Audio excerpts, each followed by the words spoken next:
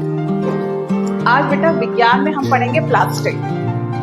आप सब जानते हो प्लास्टिक की मग होती है, बाल्टी होती है और प्लास्टिक की बोतल होती है, वाटर बॉटल, जिसे पानी भरते हो आप। तो ये सब प्लास्टिक है और प्लास्टिक को हमने दो कैटेगरी में डिवाइड किया है।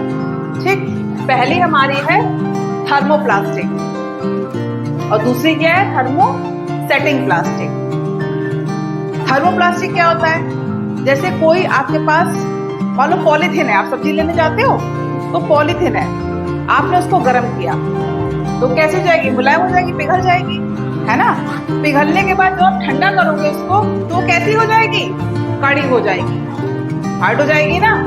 और उस कड़ी प्लास्टिक को जब आप फिर गर्म करोगे, मतलब फिर पुनः गर्म करोगे तो फिर वो कैसी हो जाएगी? फिर मुलायम हो जाएगी और फिर ठंडा करोगे तो फिर वो कड़ी हो जाएगी। तो ये चक्रण चलता रहेगा।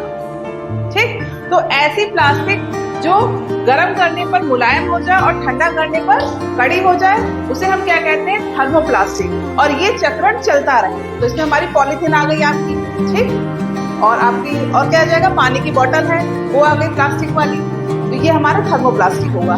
नेक्स्ट है थर्मोसेटिंग प्लास्टिक। इसमें भी सेम यही है।